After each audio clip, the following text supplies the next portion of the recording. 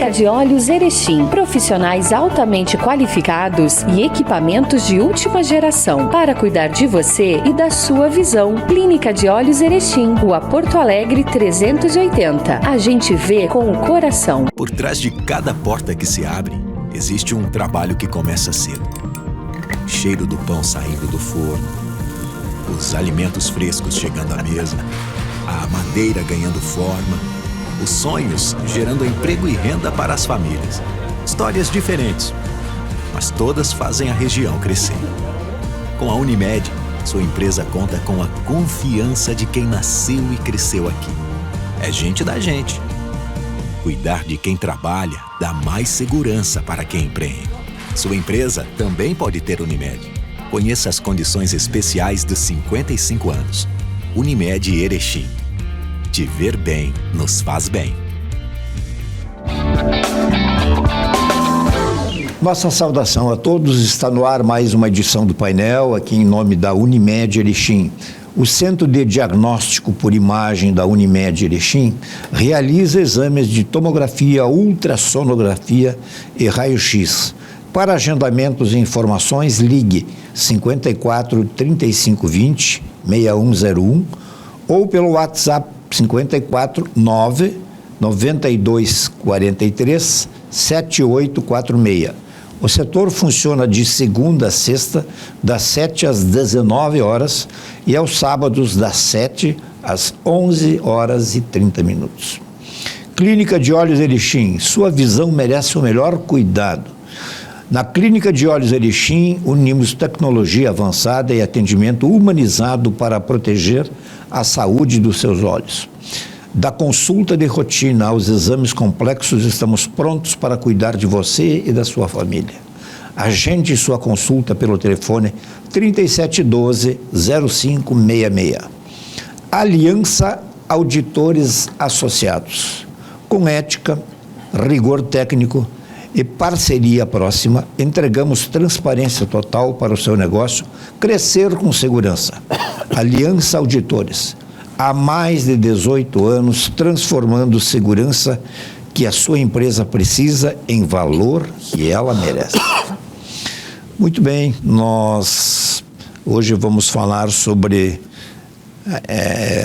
os planos que a Prefeitura Municipal tem para promover alterações no trânsito da cidade e também vamos abordar essa questão da Transbrasiliana, né?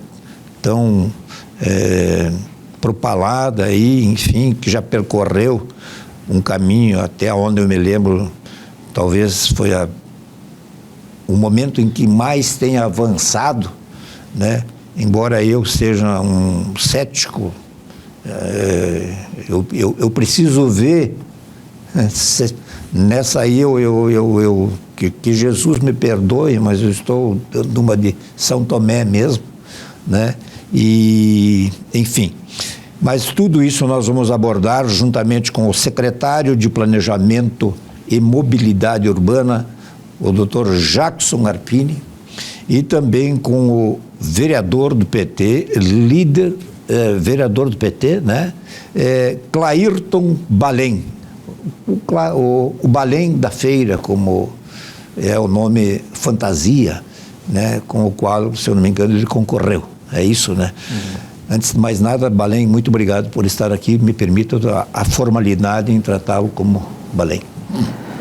Olá, seu Odi, é um prazer estar aqui na TV Erechim, porque a gente percebe depois que a gente passa por aqui o quanto de pessoas assistem o programa aqui e eles vêm a nos falar depois, vi você lá na TV, que bom estar nesse espaço junto com o secretário Jackson Arpini, que é de uma das secretarias que a gente tem um baita de um relacionamento e a gente reconhece o trabalho dele, não só como secretário, mas como uma pessoa que está andando aqui na cidade sempre procurando o melhor, não só para a cidade, mas para outras demandas que a gente buscou junto nessa caminhada agora há pouco tempo, que foi no caso a Transbrasiliana. E eu ouvia muito o Jackson dar entrevistas quando o Balém ainda não era político e nem vereador, somente agricultor. E eu ficava admirado com as colocações que ele fazia e hoje eu estou no mesmo espaço que ele, para mim é uma honra estar também aqui no teu programa. Ok. Jackson, me permita eu tratá-lo também pela formalidade, pelos anos de convivência que a gente tem, você de um lado e eu de outro, digamos, profissionalmente, pelo menos, né? Você é um homem público já consagrado, né? E eu, enquanto um profissional da área de imprensa, muito obrigado por atender aí o convite quase que de última hora. Boa noite aos telespectadores da TV Erechim, de modo especial do tradicional programa Painel, conduzido com maestria aqui pelo grande amigo Odi. Uma saudação especial ao colega de bancada, vereador Balém. Sabe que a estima pelo trabalho do colega é clara, é evidente, e me colocar inteiramente à disposição para nós debatermos esses temas que têm uma correlação, uma interface direta com toda a nossa comunidade, seja na mobilidade urbana aqui em Erechim, seja com relação ao pleito da Transbrasiliana, que tem um viés regional. Fazendo uma observação ao Balém, né, pelas colocações do Balém, dá uma interpretação de que o amigo tem uma idade um tanto longeva, né? Porque nos tempos que eu escutava o Arpini, e na realidade acho que nós somos meio que contemporâneos, né? Só fazer essa observação que eu acho que é pertinente, e obrigado pelas colocações. Aí eu não sei se está diminuindo a sua idade e outro aumentando, ou ambos diminuindo, mas eu também corroboro com o que o senhor disse, né, a respeito do Jackson. Eu acho que o Jackson tem, entre outras virtudes, uma delas, que eu respeito todas elas, mas uma delas, além do conhecimento, da perspicácia, enfim, da sua capacidade muito tranquila e muito clara, o que se exige no jornalismo também, de se fazer compreender, de se expressar. Eu acho muito importante isso, e para um político ainda mais, porque nem sempre a gente compreende facilmente o que os políticos querem dizer ou pretendem dizer. É aquela velha história, talvez a gente prestando bem atenção, nas entrelinhas que a gente consegue entender exatamente o que se busca. Vamos começar por Brasília. O senhor sabe quantas vezes, o senhor chegou a tomar nota, quantas vezes essa comitiva, né, que foi organizada aí em prol da continuidade da BR-153, quantas vezes vocês foram até Brasília? Desde o início, senhor, foram 4 vezes. A primeira vez que a gente foi para lá foi numa agenda que tinha com o responsável pelo DENIT lá, que foi a primeira viagem nossa, onde foi sugerido que a gente fizesse aqui no município de Erechim uma audiência pública. Então essa foi a primeira vez que a gente esteve em Brasília. Mais ou menos quando? Foi lá para o mês de março do ano passado. Do ano passado. Que daí a gente fez essa agenda ali no mês de junho, julho. E para nossa surpresa, então, essa audiência pública na Câmara de Vereadores foi com a Câmara de Vereadores cheia. Sim, muito público, muitas pessoas que ainda acreditam. E eu acho que a nossa missão aqui, Jackson, é convencer o Odi dos passos que foram dados, e para nós, dessa comissão que a gente está puxando, ela não tem volta. Ela tem degraus a seguir, mas ela não tem mais como voltar para trás por tudo aquilo que a gente alcançou depois daquela audiência pública, com a organização que a gente conseguiu construir. Aí eu diria com toda a sociedade, toda a região Alto Uruguai e também o Planalto. Que daí a gente formou uma comissão aqui com empresários, com sindicatos, com direção de universidade, com as forças políticas, a MAU, toda a região Alto Uruguai se envolveu. E aí, junto com o secretário Jackson, que ele já tinha um movimento antes disso, que era uma comissão menor que existia junto lá de Passo Fundo, a gente uniu as forças e a partir daí a gente foi degrau a degrau, chegando ao ponto que chegamos hoje. Mas depois dessa primeira, teve mais 3 que foram viagens para Brasília. Uma delas eu não pude estar, mas fomos muito bem representados pela comissão que se fez presente lá. Mas foram 4 viagens para esse fim. Sim. O Jackson Arpini esteve numa delas e fez uma exposição, uma ampla exposição, uma clara exposição há um grupo de parlamentares, né, eu acompanhei pela TV isso, e à época eu me lembro que eu te cumprimentei até e tal, né, e realmente ali acho que você explanou toda a situação, né, sem margem para, enfim, né. Isso foi quando mais ou menos, Jackson? Isso foi no final do ano passado, junto à reunião da bancada gaúcha, ali no período de setembro, outubro, no qual nós tínhamos a oportunidade, depois de ter dialogado com o coordenador da bancada, deputado Marcelo, para que a gente pudesse fazer a apresentação em plenário. E corroborando com o que disse o vereador Balém, eu entendo e compreendo hoje que existem muitas dúvidas por parte da comunidade, até por se tratar de um assunto longevo. Nós falamos da Transbrasiliana, alguns falam em 55 anos, desde quando ela foi constituída lá em 1970, né? Outros falam que as nossas manifestações, as nossas intervenções, os nossos movimentos aconteceram há 15 anos atrás. Eu acho que tem um divisor de águas que é muito importante, e aproveitar aqui a amplitude do programa para colocar para toda a comunidade. Nós tínhamos uma série de obstáculos que nós não conseguíamos transpor. Então, as nossas idas e vindas a Brasília não resultavam em resultados efetivos, concretos. E eu acho que esse foi a mudança do cenário. Nós tínhamos uma ampla discussão com relação ao estudo de viabilidade técnica. Tem condições técnicas de executar essa obra? É óbvio, é uma obra pavimentada, é uma das 5 maiores rodovias do país, ela liga 8 estados da federação. É claro que ela tem viabilidade técnica, mas nós não tínhamos a questão documental. Então, nós buscamos a questão documental.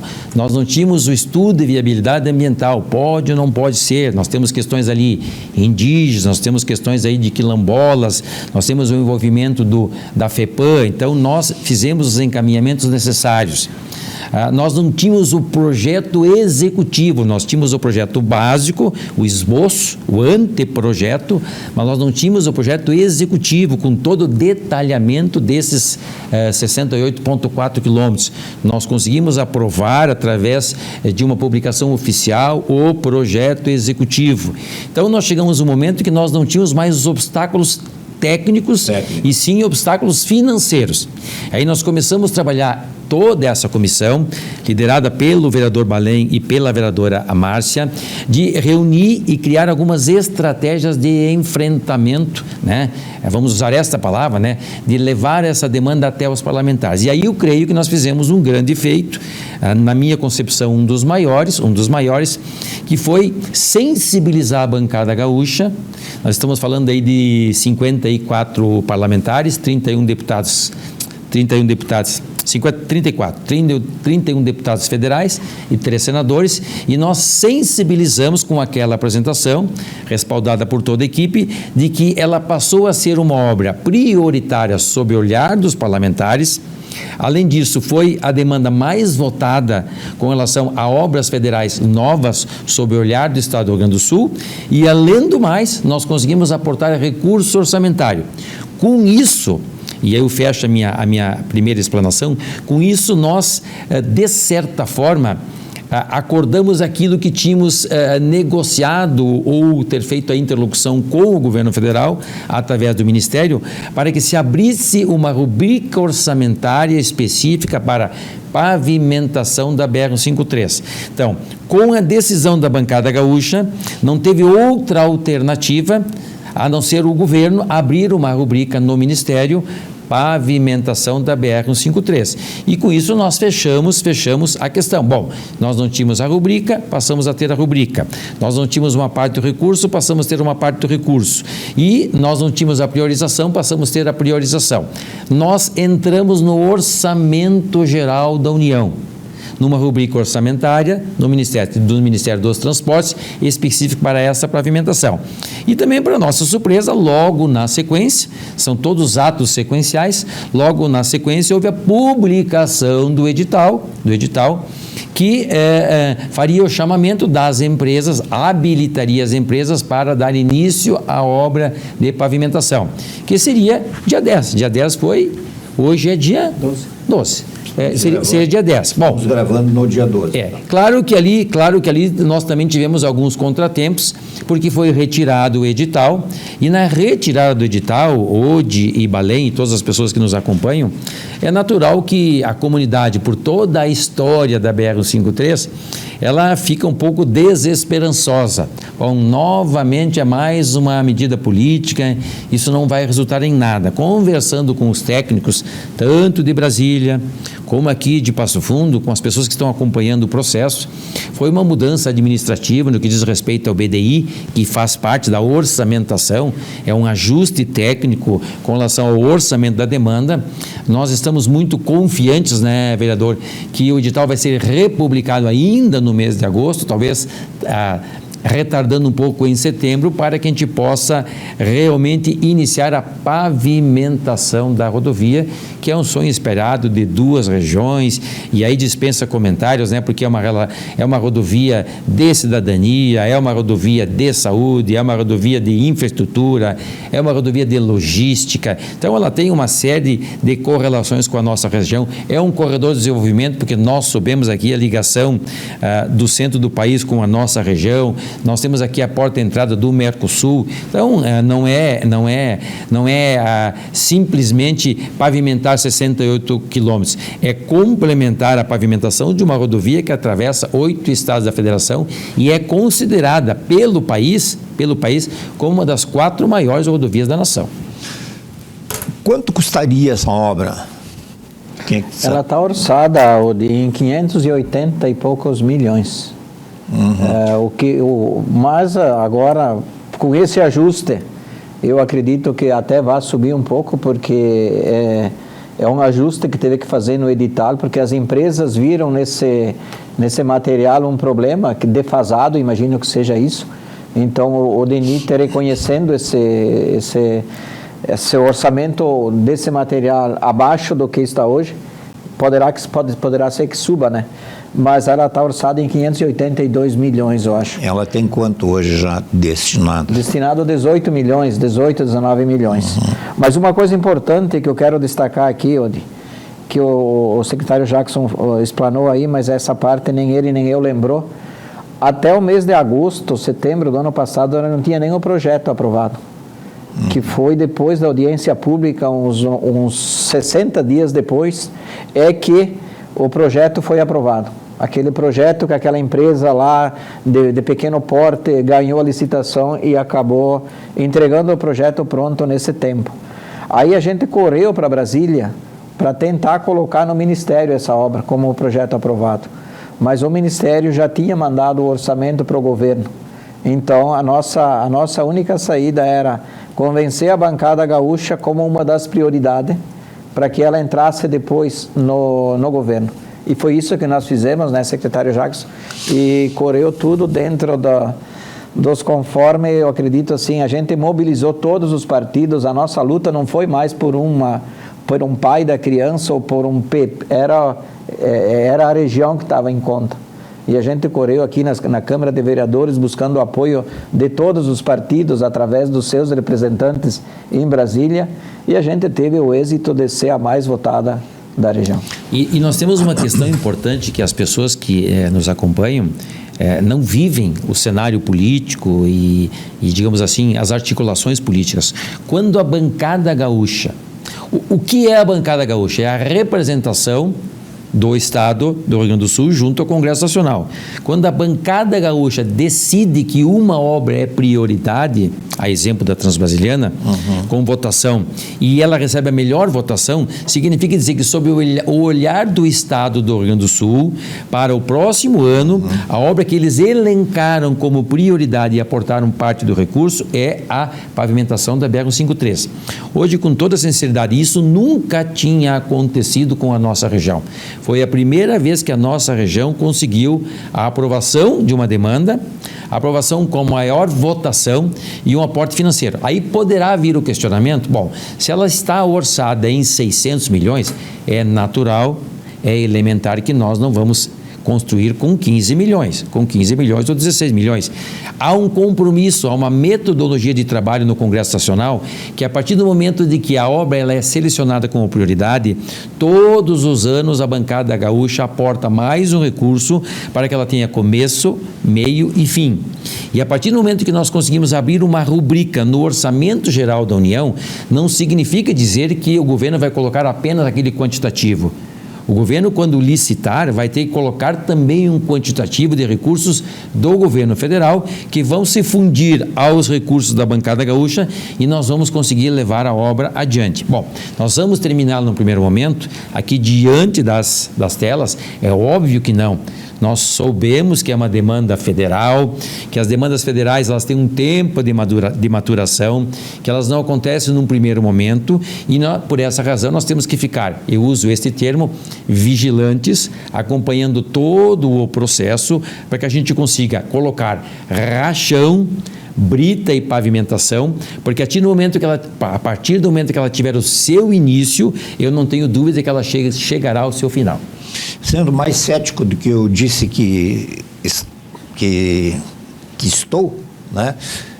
E eu quero dizer que é uma pergunta até, digamos, esse caminho percorrido exitosamente e através de muito trabalho e dedicação dos senhores até agora, mesmo que a obra não venha, digamos, a começar este ano, ou a sair o ano que vem, ou daqui 2 anos, digamos que ela seja, que o assunto volte um dia, tá? Eu estou falando numa hipótese, esse caminho deverá ser, ele é zerado ou ele, digamos assim, começa daqui para frente? Hoje, excelente pergunta. Eu acho que aquilo que nós conquistamos, e quero dividir com o vereador Balém, sim, aquilo que nós conquistamos não tem volta. Bom, eu acho importante, aquilo que nós conquistamos não tem volta. Uhum. Há uma publicação do projeto executivo, há uma demanda no Ministério dos Transportes, portanto no governo federal, e há um entendimento, uma votação pública na bancada gaúcha com uma ata que elencou a BR-153 Transbrasiliana, trecho Erechim-Passo Fundo, como prioridade de execução.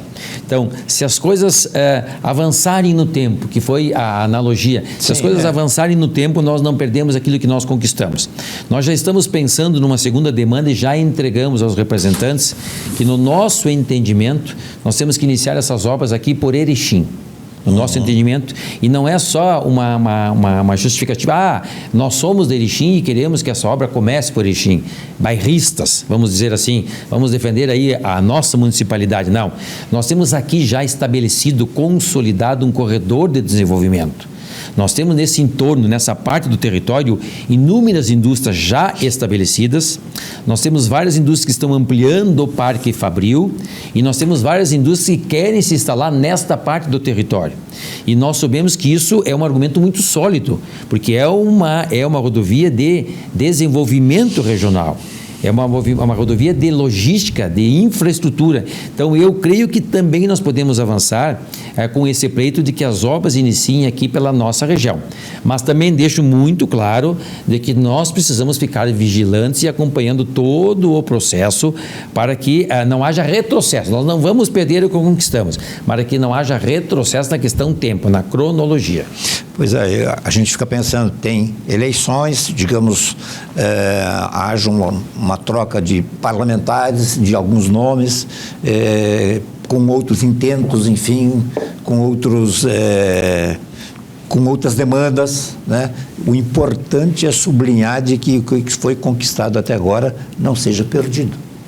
E também não é segredo para ninguém, né, de que o país vive com dificuldades econômicas enormes, né? Eu li ontem na internet, por isso não posso dar crédito de 100%, né, mas eu li ontem que as obras da 386, que ali de Tio Hugo a Soledade tem andado e tal, né? Eu li ontem que, se eu não me engano, de Fontoura Xavier a Pouso Novo, né, vai haver uma interrupção das obras a partir de 2027 até 2030. né? Eu li na internet, não posso dar crédito de 100% disso aí, mas, enfim, né? Também não diz ali se é por falta de recursos, enfim e tal. Mas a gente sabe que a alma do negócio aí todo é o dinheiro, né? De onde vai sair esse dinheiro? Essa é a questão. Eu não estou colocando em dúvida, Balém, absolutamente. Eu acho que o trabalho que vocês fizeram até agora é coberto de méritos, né? Mas tomara que ele seja, digamos assim, reconhecido e, olha, isso já está feito, essa etapa está superada, que a gente não tenha que voltar um dia lá para trás. Mas nós temos aí, eu imagino assim, a força da nossa região, a força da união entre as entidades, entre os entes políticos para que isso aconteça. Porque, que nem o secretário Jackson falou, a partir de agora, todo ano, a bancada gaúcha tem que aportar recurso para essa obra. E daqui a pouco seja um valor maior, porque nós esperávamos um valor maior dos deputados. A cada ano? A cada ano. Então, esse a cada ano aqui quer dizer muito para nós. Sempre vai ter. E aí a nossa capacidade de organização, de convencer quem está no poder da importância da obra, porque é uma transbrasiliana. E como ela é uma prioridade do Estado, eu acho que nós temos muita força, porque ela foi eleita uma prioridade da bancada gaúcha, independente de quem vier depois. Porque o projeto não é um projeto mais agora, ele está dentro do DENIT. O DENIT, independente de sai um governo, entra outro, ele está ali. Nós temos um representante em Passo Fundo, que é o Adalberto Jurac, que a gente tem uma boa relação com ele nos passa informações e nos também auxilia para buscar caminhos. Então eu vejo que vai depender muito da nossa vontade, da nossa força, porque tem obras que estão recebendo recursos. E a gente sabe que ano político sempre foi assim no Brasil, independente de ser federal, estadual ou municipal. Tem esses lados aí. Então nós vamos se manter unidos, aquilo que o secretário Jackson falou, porque é da nossa força que essa obra vai acontecer. Hoje, só fazendo um pequeno comentário, claro. E claro que contribuindo com a fala do vereador, nós estamos falando de Brasil, nós estamos falando de recursos federais. É meio que elementar que se nós cruzarmos os braços, bom, vencemos todas essas etapas, temos o projeto pronto e temos o edital, e não participarmos mais do processo, há uma possibilidade, existe, é fato, de as coisas caírem no tempo. É importantíssimo aquilo que o vereador falou, nós temos que continuar monitorando o processo, porque no Brasil as coisas acontecem muito por pressão.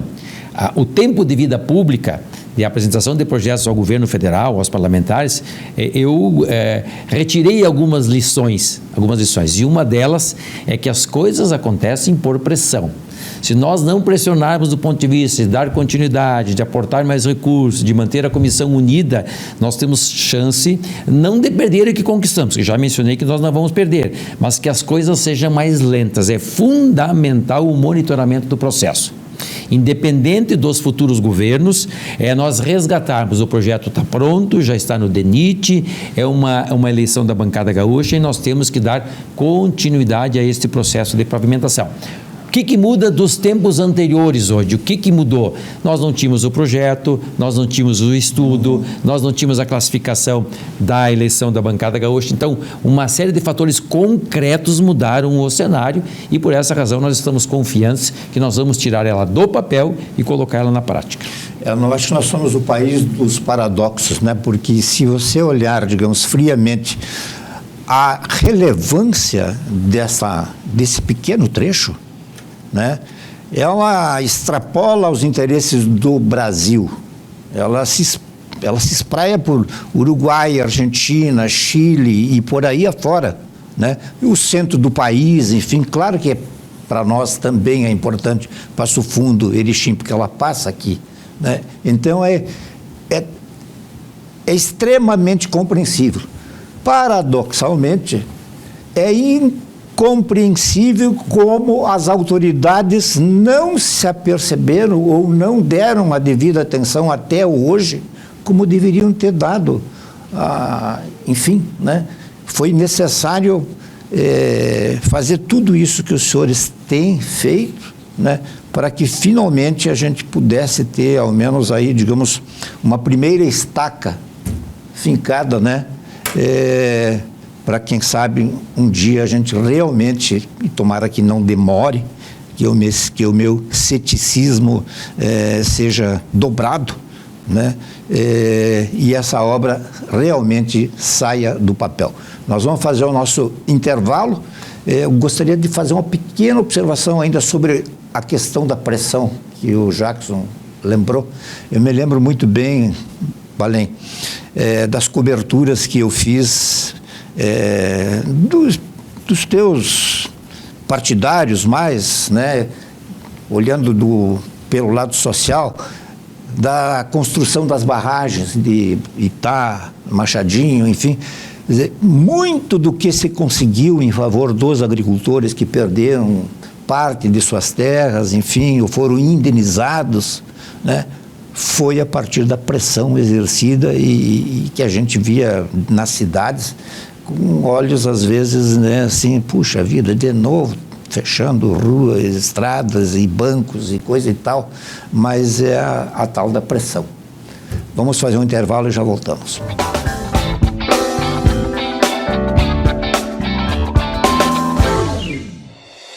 Cuidar da saúde envolve decisões importantes. E quando o médico solicita uma ressonância magnética, escolher onde realizar o exame merece a mesma atenção.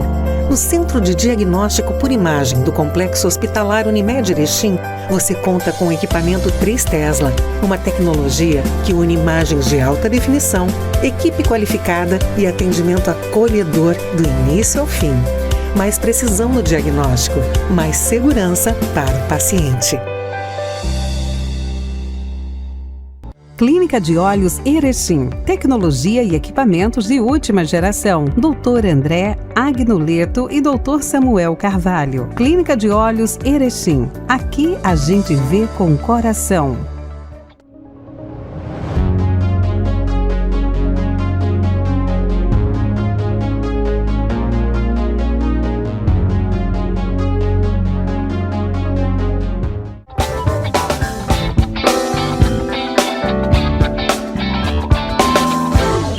Muito bem, nós estamos de volta em nome da Unimed Erechim, da Clínica de Olhos Erechim e da Aliança Auditores Associados. Bom, vamos falar um pouquinho sobre esse projeto, né? Esse programa ou projeto de alterações no trânsito da cidade. Hoje, este tema no nosso entendimento, do entendimento do governo municipal, é um tema extremamente sensível, porque tem uma relação com toda a população, com 109 mil habitantes. E é um tema de enorme complexidade, porque requer obras de infraestrutura e de mudança do comportamento dos nossos usuários, né, da população como um todo. Então, é importante fazer um resgate. O município começou alguns esboços, contratando um plano lá em 2012, né, fez algumas leituras, alguns exercícios e entendeu que não era o momento, nós não tínhamos situações tão críticas naquela oportunidade, nós estamos falando aí 14 anos atrás, e deixou em segundo plano. Em 2023, para que a medida fosse a mais assertiva possível, contratou um outro plano sobre um outro olhar. O primeiro plano era de Curitiba, o segundo plano era de Caxias do Sul. Contratou um plano 2023 que mais ou menos tinha o mesmo direcionamento, as mesmas intervenções, e o município começou a trabalhar então esse segundo plano, fez alguns levantamentos, fez alguns ensaios e, de certa forma, também entrou num stand-by, também ficou meio num segundo plano. Bom, em 2025, nós começamos a trabalhar a matéria de maneira mais aprofundada. Nós constituímos um grupo de trabalho com 5 secretarias, obras, planejamento, gestão, administração e meio ambiente, todas têm uma correlação, e nós começamos a trabalhar com reuniões quase que semanais sobre a matéria. No final do ano passado teve a situação do granizo, todos são sabedores, e nós paramos com as nossas reuniões porque naquele momento o objetivo era recuperar, restaurar a cidade pela gravidade. E o início de 2026, por orientação do prefeito Polis, nós voltamos a trabalhar a matéria e finalizamos os estudos. Pegamos o plano A, pegamos o plano B, fundimos os dois planos, nós temos uma assessoria que dá acompanhamento e fizemos uma gama de ensaios, exercícios, simulações. Nós estamos trabalhando assim a matéria de forma pormenorizada. Então, surgiram questionamentos, surgiram dúvidas, trabalhamos toda essa matéria, finalizamos o esboço, ele é bem complexo e começamos a fazer as apresentações para a comunidade. Então, apresentamos aos secretários, depois tivemos a oportunidade de apresentar a todos os vereadores, apresentamos então ao CODER, apresentamos ao CDL, fizemos um diálogo com o Ministério Público e apresentamos aos conselhos do trânsito, aos conselhos, ao Conselho da Cidade e ao Conselho de Mobilidade. Então, fizemos uma parte educativa, digamos assim, uma parte acadêmica, levando o pré-projeto para conhecimento. E finalizamos com uma audiência pública na Câmara de Vereadores para ouvir a comunidade e depois da apresentação deixamos um espaço do dia 10 de julho até o dia 31 para a escuta pública, no sentido de receber sugestões, proposições, melhorias para agregar valor ao plano. Cumprida toda esta etapa, vencida toda essa etapa, nós vamos começar a trabalhar. Em síntese, que é digamos, o fato de maior complexidade. Nós temos hoje aqui 96 mil veículos, uma população de 106 mil habitantes. Nós tivemos um crescimento de 2014 a 2025 de 60% na frota de veículos, então é um fato que nós temos que analisar. Houve um crescimento muito maior no número de veículos do que no número de pessoas, então há um crescimento exponencial.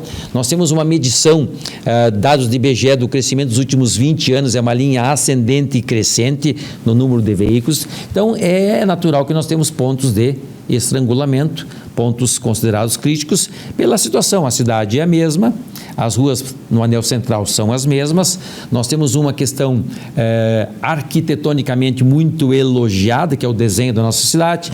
Uns fazem referência a Buenos Aires, outros fazem referência a Paris. Nós temos aí 8 ou 10 ruas e avenidas que têm o ponto de confluência, o ponto de convergência, que é na Praça da Bandeira. Então, nesse entorno aí tem toda uma questão de agravamento, especialmente nos horários de...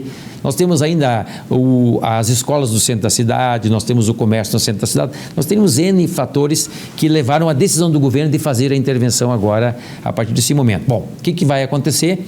O plano demonstrou, nós fizemos várias simulações, o plano demonstrou que as 4 principais diagonais, norte e sul, norte, Tiradentes e Presidente Vargas, sul, 15 de novembro, Pedro Pinto de Souza, não terão mais acesso à Praça da Bandeira. Então, essas vias que hoje têm vias de mãos dupla, não terão mais acesso da bandeira e no entroncamento nas rotas elas vão ser redimensionadas. Por que elas vão ser redimensionadas? Foi nos levantamentos técnicos e nos estudos o ponto mais conflituoso de entendimento. Por quê? Porque as nossas rótulas hoje, elas não permitem que 2 veículos façam o contorno ao mesmo tempo, porque elas têm um desenho muito amplo. Elas têm as arestas muito abertas, então não conseguem 2 veículos contornar ao mesmo tempo. Então elas serão reduzidas e vão receber um novo desenho. Então, vamos lá. Primeiro movimento, as diagonais não acessam mais a Praça da Bandeira, sentido Praça da Bandeira, bairro. Num segundo momento, o redesenho dessas rótulas e nós começamos a ligar o quadrilátero central. O que é isso? Pedro Alves Cabral e Valentim Zambonato, via expressa de mão única, bairro centro, sul, norte, sul. Vamos tomar como base para que todos possam compreender o Ipiranga, Norte e Miranda. Então, vai ser uma rua expressa, uma avenida expressa, que sai do sul para o norte. No outro lado, obviamente, pegando então a Aratiba Silveira Martins, vai fazer o sentido contrário, vai ser uma via expressa que faz norte e sul. Então, nós ligamos o quadrilátero às 4 rótulas para que as pessoas possam ter presença. A rótula do São José, ali na Uniprime, a rótula do José Bonifácio, Palácio, a rótula ali da rua do Banrisul, do Palácio das Tintas, ali antigo Palácio das Tintas, e a rótula Pedro Pinto de Souza. Essas todas vão receber intervenções são mudanças no desenho, no seu tamanho. Nós fizemos a ligação do quadrilátero e nós constituímos os corredores que nós chamamos corredores norte-sul. Volto. Aratiba e Silveira Martins, norte para o sul. Pedro Alves Cabral e Valentim Zabonato, sul para o norte. E depois, na sequência, finalizando as mudanças no quadrilátero central, as ruas transversais vão ser ruas de mão única. Uma faz sentido leste-oeste, outra leste-oeste, oeste-leste, e algumas serão vias de duas mãos. Nós temos aqui tudo detalhado, porque nós temos a questão do transporte coletivo e nós temos que dar fluidez para o transporte coletivo. Bom, quando nós falamos em mobilidade humana, urbana sustentável, nós podemos, o ODI é muito ligado à área da literatura, nós podemos ir para a literatura buscar os conceitos. Os conceitos modernos de mobilidade diz respeito à mobilidade das pessoas, dos munícipes da nossa cidade e da região, que utilizam do sistema modal, que utilizam dos veículos, que utilizam dos aplicativos, que utilizam das bicicletas, que utilizam das motocicletas e que utilizam do transporte coletivo para se deslocar do ponto A para o ponto B. Mas o foco de uma mudança diz respeito às pessoas. Claro que neste projeto como um todo, nós estamos olhando para as pessoas e para a fluidez dos veículos, mas conceitualmente, mobilidade urbana diz respeito à associação das pessoas, à interação das pessoas com o ir e vir, com o ir para o trabalho, com o ir para o estudo, com o ir para o esporte. Então, esta é a associação que nós estamos fazendo. Então, via de regra, essas são as mudanças. Diagonais não acessam mais a Praça da Bandeira. Ato sequencial, ligamos as 4 rotas com vias expressas de mão única, no sentido que eu já mencionei. Ampliamos esses corredores norte e sul nos dois, lado oeste e no lado oeste.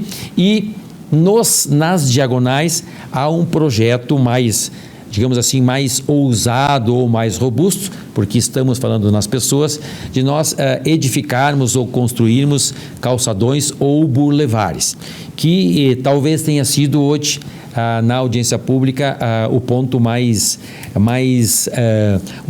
debatido, o ponto que gerou algumas posições controversas. Então, nós fizemos todo um estudo, sentamos com a comunidade, recebemos os moradores dessas principais diagonais e chegamos ao entendimento, volto a mencionar, fundamentado em estudos técnicos, em ensaios, em levantamentos, que nós vamos fazer num primeiro momento, um bulevar. Nós vamos fazer um corredor cultural. O que é o corredor cultural? Nós temos a revitalização do centro histórico da nossa cidade. Então, nós temos aí a revitalização de todos os canteiros, nós temos a parte histórica das pedras portuguesas. Então, isso está acontecendo. Logo na sequência, nós vamos revitalizar o largo, o entorno da prefeitura, a Praça da Bandeira. A prefeitura já recebeu algumas melhorias e nós estamos melhorando, ou revitalizando, ou restaurando o Castelinho. Nós vamos fazer agora na Pedro Pinto de Souza um boulevard, que é o corredor cultural que vai ligar a parte histórica, o centro da cidade, o largo da prefeitura, com a outra praça, Adalto Filho. Por quê? Porque naquela rua nós temos raízes culturais. Nós temos aí a sinagoga, que é a questão da comunidade judaica, nós temos o espaço do MTG e nós temos toda a parte voltada à biblioteca pública, o acervo histórico municipal, a Secretaria de Cultura. Então, nós vamos fazer, num olhar, o corredor cultural, fazendo essa associação. Então, o primeiro boulevard vai acontecer ali. E é claro que este boulevard, ou calçadão, ele vai receber toda uma urbanização moderna. Nós estamos falando aí em ampliar os espaços de calçada, a revitalização das questões no que diz respeito ao ajardinamento. Nós vamos trazer a sinalização, a iluminação mais baixa, para que as pessoas possam usufruir deste espaço. Secretário, só pela explanação a gente percebeu que da complexidade e da amplitude Para quando seria isso? Talvez essa seja a questão que as pessoas se perguntam. Hoje vou pegar a colocação do amigo. Nós precisaríamos seguramente de 4 ou 5 ou 6 programas painel para que a gente pudesse detalhar. Então nós estamos falando de forma muito sucinta. As obras vão iniciar no verão, nas férias de verão. Por quê? Porque nós temos várias escolas aí, AID, São José, José Bonifácio, Barão do Rio Branco. Então nós temos várias escolas, nós temos que aproveitar a redução do fluxo, porque são intervenções que diz respeito a mudar o desenho das rotas, a questão da pavimentação asfáltica, a questão da iluminação, a questão da drenagem, a questão das câmeras do projeto Sentinela de vídeo monitoramento. Então é de uma complexidade muito grande, muito ampla. Nós temos a sinalização horizontal, nós temos a sinalização vertical. Se nós estamos mudando as vias da nossa cidade, nós temos que mudar o sistema semafórico também, que tem que acompanhar as mudanças. Então, tudo isso está programado. Nós estamos na fase agora de finalização dos projetos, orçamentação, para que as obras tenham início, se tudo der certo, meados de dezembro, mas de forma mais efetiva, janeiro e fevereiro. Balém, o senhor quer comentar? Sim, o secretário Jackson esteve na Câmara de Vereadores colocando para nós mais ou menos o plano. Então, assim, o que eu senti é que está sendo pensado esse desafogamento, pensando também nas escolas que estão ao lado aqui. A escola medianeira, ali é muito difícil o estacionamento e passar nessa via, então vai ser mão única. A escola São José, o Barão, o AID, tudo isso está sendo levado em conta. O JB, mais adiante. Nesse projeto para desafogar o trânsito. E eu vejo também, porque eu andei lá para Passo Fundo e lá já tem esse sistema de mão única, e eu senti que Passo Fundo, o comércio se espraiou fora da avenida. E desenvolvendo esse plano, vai diminuir o estacionamento no centro, tem uma quantia de vagas a menos, e essas vagas vão sair, esse povo vai estacionar mais fora do centro. E aí vai desenvolver mais o comércio nas laterais também da avenida principal, a Maurício Cardoso e a 7 de setembro. Eu vejo ali uma oportunidade dos negócios também se esparramar ali Mas nenhuma via, vamos botar assim, rua ou avenida, vai impedir o acesso ao centro da cidade por veículos. É isso? Sim, das 4 diagonais, a mudança mais substancial é que as 4 diagonais, Tiradentes, 15 de novembro, Pedro Pinto e Presidente Vargas não terão mais acesso à Praça da Bandeira. Serão vias só de saída. Tá? Mas não vai haver nenhuma mudança com relação a Maurício Cardoso, com relação a 7 de setembro, e as demais vias, tá? As transversais, todas terão acesso aos corredores. Então, na realidade, é uma modalidade semelhante àquilo que o vereador falou, com propriedade, aquilo que já existe em Passo Fundo, aquilo que já existe em Chapecó, aquilo que já existe em Porto Alegre. Nós vamos ter vias expressas, corredores que nós estamos chamando de corredores norte e sul, mas observando essas questões, vão ter áreas escolares, nós vamos ampliar agora as vagas do estacionamento rotativo, nós estamos estudando caso a caso. Agora, hoje, e telespectadores, o tema ele é de uma complexidade. Nossa cidade tem aí 108 anos, e vejo que até o momento nós não temos um calçadão, e nós não temos nenhuma via clara, assim, identificada como uma via central de mão única. E todos os grandes centros já adotaram essa metodologia. Isso não surgiu da cabeça do secretário A, do secretário B, do secretário C. Nós temos um grupo especializado, nós contratamos uma empresa especializada em trafegabilidade e em urbanismo para dar todo o assessoramento. Então, as mudanças, elas envolvem uma gama, tem envolvimento com a questão do meio ambiente, com o plantio de novas árvores, tem talvez a redução de alguns canteiros. Então, tudo isso está sendo estudado, tem os pontos de carga e descarga, tem a questão das farmácias, tudo isso está sendo, tem o transporte coletivo, nós temos que mudar a posição de algumas paradas. Então vejam a gama de ações que são necessárias para que a gente consiga fazer neste momento, e eu quero deixar bem claro, as mudanças que dizem respeito à área central da cidade de Erechim. Tá? Tem outros projetos em curso. Tem o projeto da URI, da rua atrás da URI, que vai se criar um acesso secundário para que as pessoas não retornem a 7 de setembro e sim busquem o São Cristóvão e depois percorram o caminho até as suas casas. Tem um projeto em curso que nós estamos orçamentando, analisando o corredor de desenvolvimento, as rotas resilientes, que é a ligação da BR-211 a 480, né? É aquela que ali para os carros pesados não entrarem mais no bairro São Cristóvão e sim se deslocarem até a FRINAP e depois seguirem o seu caminho. Nós agora acabamos de implementar os controladores de velocidade também, uma cidade que já tem 108 anos, não tinha nenhuma ferramenta, nenhum instrumento digamos assim, desta natureza. Então, implantamos os controladores, estamos fazendo agora a revitalização do sistema semafórico, tá? Para que a gente consiga ter a onda verde. Tem um projeto piloto que vai acontecer, tudo atrelado à mobilidade, projeto piloto de um semáforo inteligente. Projeto piloto é o primeiro, tem um custo elevado, ali na URI, próximo à Unimed, porque ele faz uma leitura do número de veículos e fazendo a leitura do número de veículos, ele abre o sinal verde ou fecha o sinal vermelho, dependendo. Então é um avanço tecnológico. Então todas essas questões vão acontecer.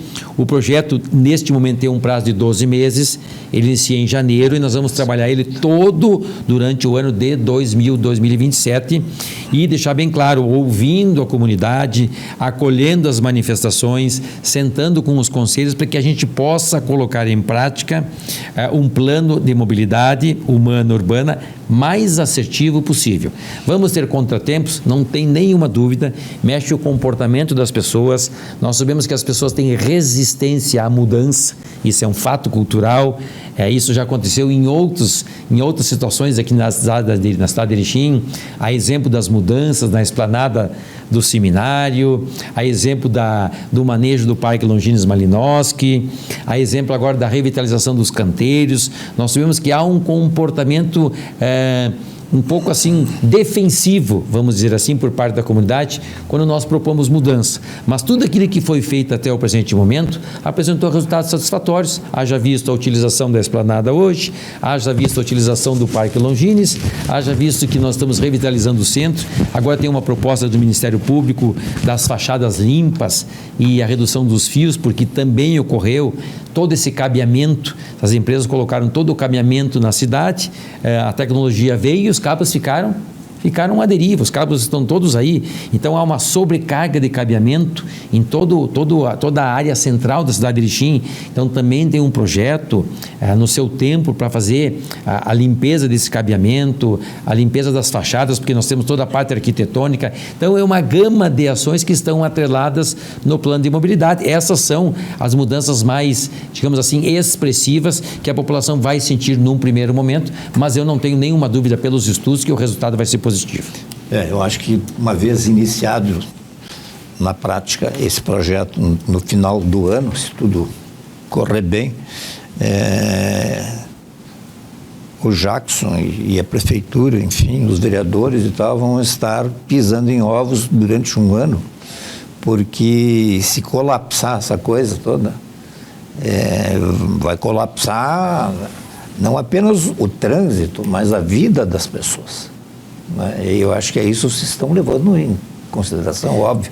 Hoje nós estamos, é um tema que nos preocupa, por isso que eu falei no primeiro momento da sensibilidade do tema e falei da complexidade do tema. Sensibilidade porque envolve todas as pessoas vão sentir no dia a dia, é o dinamismo da cidade, mas estamos observando todos os critérios, serão feitos através de mini ou micro projetos. Nós não vamos fazer todas as intervenções no mesmo momento, são orientações técnicas das pessoas que têm conhecimento. Nós vamos trabalhar rótula por rótula. Então eu mencionei 4 rótulas, nós vamos trabalhar rótula por rótula, 1, 2, 3 e 4.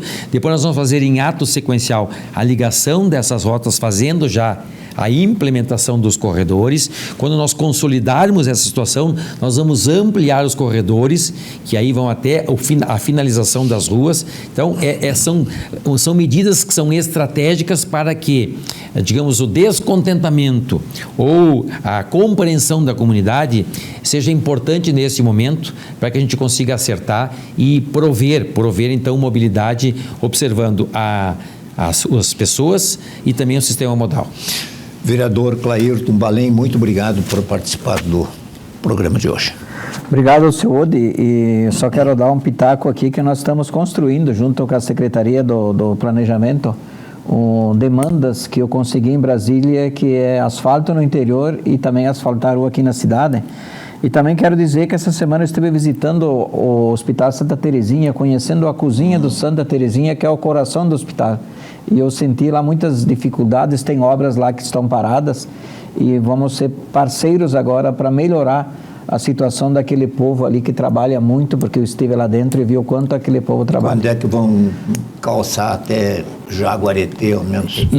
Eu ia entrar nessa questão, né, mas vou deixar obviamente o Balém, que uma das ações também do plano de mobilidade é iniciar a pavimentação, mas vou passar a palavra. Nós tivemos essa semana passada um engenheiro do Ministério da Agricultura para fazer um ajuste no nosso projeto, que já tem 2 quilômetros de projeto aprovado, e temos 1,1 milhão na conta para começar o asfalto. Não vai ser calçamento, vai ser asfalto. E até o final do ano, segundo o nosso secretário Jackson, eu acho que ele cita aquele trecho, e para nós já é um avanço, porque a gente está aqui construindo e a gente não consegue fazer tudo numa vez só. Já imaginou o velho hoje ficar vivo e ver o asfalto até a sede dourada dele? Hoje vai ter a oportunidade. Vai antes o asfalto para a sede dourada do que. Nossa, hoje vai ter a oportunidade de transitar. Eu sou esperançoso pela Transbrasiliana, como eu também quero ter essa oportunidade, e vamos ter acesso, pelo menos nos primeiros quilômetros de Jaguareté. Nós vamos iniciar na ideia de que quando a gente começa, vamos até o fim. Muito obrigado a todos aí de casa também, e até uma próxima.